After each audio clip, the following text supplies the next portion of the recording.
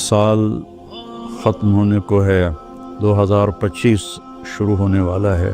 اس نئے سال کا ایک رخ تو جو کافی عرصے سے منایا جا رہا ہے، ہنگامہ اور نافرمانی اور ناچ گانے، شرابیں، بد کرداری، یہ تو باہر کا کلچر ہے۔ مسلمان کا کلچر تو یہ ہے کہ یا اللہ تیرا شکر ہے تو نے سال گزروا دیا عافیت کے ساتھ، اگلا بھی عافیت سے گزروا دے، اللہ کے سامنے ہمارا سر جھک جائے۔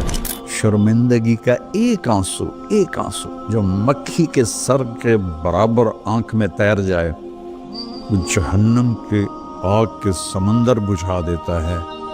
روزانہ جب دن چڑھتا ہے تو اعلان کرتا ہے، لوگو آدم کی اولاد، میں آج نیا دن آیا ہوں، میں کل والا نہیں ہوں۔ کچھ اپنے لیے اس دن میں اپنی آخرت کے لیے کچھ بھلائی جمع کر لے، چونکہ میں اگر چلا گیا تو پھر کبھی قیامت تک میں لوٹ کے واپس نہیں آؤں گا۔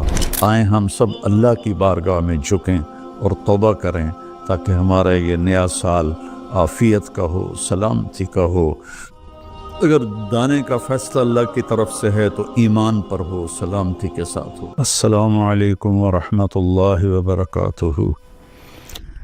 بسم اللہ الرحمن الرحیم، والصلاة والسلام علی رسولہ الکریم وعلی آلہ وصحابہ اجمعین۔ میرے عزیزو، بچوں، بچیوں، محترم بھائیوں، بہنوں، جہاں تک میری آواز جا رہی ہے اور سنی جا رہی ہے، سب کے لیے میری طرف سے سلام بھی ہے اور نیک دعائیں بھی ہیں۔ سال ختم ہونے کو ہے، 2025 شروع ہونے والا ہے۔ انسان کے پاس جو سب سے قیمتی دولت ہے وہ وقت ہے، وہ زندگی ہے، وہ ٹائم ہے، اور ہم ایک ایک پیسے کے لیے محنت کرتے ہیں اور ایک ایک روپے کے لیے کتنی کوشش کرتے ہیں، لیکن ایک سیکنڈ جو وقت ہے، یہ پوری دنیا کے خزانے اس کو واپس نہیں لا سکتے اگر وہ ضائع ہو گیا۔ مجھے آج اس کلپ ریکارڈ کرانے کی برکت سے ایک بڑی حدیث یاد آئی۔ ما من یوم الا وهو ینادی یا ابن آدم انی خلق جدید وانا فیما تعمل فی غدا علیک شہید فإن استطعت أن تفعل من خير فافعل فإني إن ذهبت لن أرجع إليكم أبدا والليل يقول مثل ذلك۔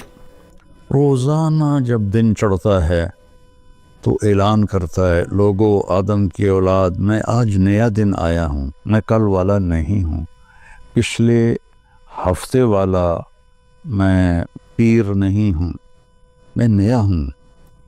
تو کوشش کر کے کچھ اپنے لیے اس دن میں اپنی آخرت کے لیے کچھ بھلائی جمع کر لے، چونکہ میں اگر چلا گیا تو پھر کبھی قیامت تک میں لوٹ کے واپس نہیں آؤں گا۔ اور جب رات آتی ہے تو وہ بھی یہی کہتی ہے کہ کچھ کر لو، میں کبھی واپس نہیں آؤں گی۔ اور ہمارے نبی کا فرمان ہے، افلا ترون الی اللیل والنہار یبلیان کل جدید ویقربان کل بعید ویأتیان بکل موعود۔ دن اور رات کی تیز رفتاری پہ تم غور کیوں نہیں کرتے؟ ایک حدیث میں آتا ہے کہ قیامت کے قریب دن اور رات بڑی جلدی سمٹتے چلے جائیں گے، جو ہم دیکھ بھی رہے ہیں۔ تو تم دیکھو، یہ ہر نئی چیز کو پرانا کر رہے ہیں اور دنیا کو دور لے جا رہے ہیں، آخرت کو قریب لا رہے ہیں، اور اللہ کا جو وعدہ ہے زندہ کرے گا، کھڑا کرے گا، حساب لے گا، وہ تمہارے سروں پر آ رہا ہے۔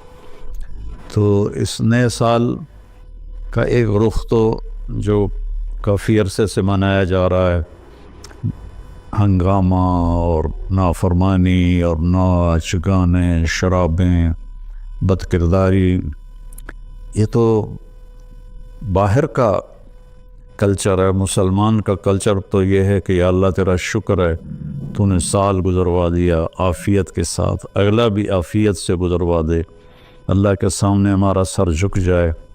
کتنے ہیں ہمارے دوست, میں اب جب چاروں طرف دیکھتا ہوں تو گنے چنے چند میرے بچپن کے ساتھی رہ گئے ہیں, باقی سب اللہ کے پاس چلے گئے ہیں. جوان بیٹا اپنے ہاتھوں سے مٹی میں اتارا ہے. تو یہ عبرت کی جا ہے, تماشا نہیں ہے. اللہ نے اس کو قیمتی بنانے کے لیے ہمیں اپنا دین عطا فرمایا ہے کہ اس کے مطابق ہم زندگی گزاریں گے تو اللہ ہماری دنیا بھی بنائے گا, ہماری آخرت بھی بنائے گا. من عمل صالحا من ذکر او انثى وهو مؤمن فلنحيينه حیاتا طیبہ. کتنی الگ بات قرآن کر رہا ہے کہ ساری دنیا دوڑ رہی ہے کہ پیسہ آئے گا تو ہماری لائف بڑی اچھی ہو جائے گی, خوبصورت ہو جائے گی. لیکن میں تو کوئی 100 کے قریب ملک پھرا ہوں, میں نے تو لائف اٹ سیلف کو بہت دکھی دیکھا ہے. چیزیں, پیسہ, ذاتی جہاز, ذاتی کروز, سب کچھ دیکھا, لیکن زندگی اٹ سیلف کو بہت دکھی دیکھا ہے. یہ قرآن کہہ رہا ہے کہ تم میں جو اللہ اس کے رسول کی مان کر اچھے عمل کرے گا اور وہ ایمان والا ہوگا تو اس کا رب ان کو انتہائی خوبصورت, پاکیزہ اور خوشبودار زندگی عطا فرمائے گا. طیبہ کے یہ کئی مطلب ہیں, لیکن خوبصورت, طیبہ, خوبصورت, پاکیزہ, طیبہ, خوشبودار, طیبہ, ایسی زندگی اللہ عطا فرمائے گا.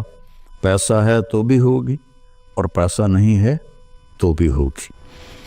اور پچھلے 2.5-3 سال سے ہمارے ملک کے حالات انتہائی تباہی کے ہیں, دکھ کے ہیں. تو اس میں ہم ایک دوسرے کو الزام دے رہے ہیں, اس کا قصور ہے, اس کا قصور ہے.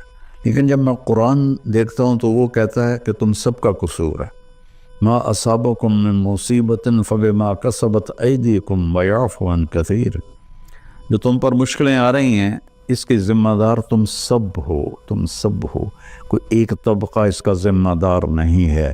ریڑھی والے سے لے کر بادشاہ تک کو اللہ تعالیٰ کہہ رہا ہے, اور جھاڑو دینے والی سے لے کر شہزادی کو اللہ تعالیٰ کہہ رہا ہے کہ تم سب کی وجہ سے اللہ کی طرف سے تم پر حالات آ رہے ہیں, اور ابھی تمہیں بہت سارے تمہاری خطائیں معاف کر دیتا ہوں.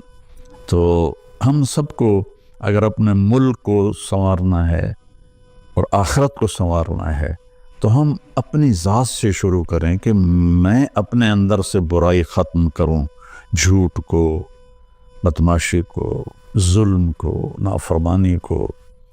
2 گناہ ایسے ہیں جن کی سزا دنیا میں شروع ہو جاتی ہے, موت کے بعد وہ الگ ہے. ایک ماں باپ کو دکھ دینا, ان کی نافرمانی کرنا اس درجے کی کہ وہ دکھی ہو جائیں, اور ایک ظلم کرنا. یہ 2 چیزیں اللہ تعالیٰ یہیں سے شروع کر دیتا ہے حساب کتاب. تو ہم سب مل کر اپنے ملک کو ظلم سے پاک کریں, جھوٹ سے پاک کریں, دغا بازی, فریب سے پاک کریں, بد کرداری سے پاک کریں, اور جو بہت زیادہ بے حیائی ہے اس سے پاک کریں, اور اپنے اللہ کی بارگاہ میں جھک کر توبہ کریں, معافی مانگیں. گھر ٹوٹ رہے ہیں, طلاقیں ہو رہی ہیں, طلاقوں کی ریشو بہت بڑھ گئی ہے کہ زندگی گزارنے کا پتہ ہی کوئی نہیں ہے. تو میرے عزیزو, اللہ کی بارگاہ میں ایک دفعہ توبہ کرنا سب گناہوں کو صاف کر دیتا ہے. پھر ایک اور حدیث یاد آ گئی, ایک دفعہ جبریل ہمارے نبی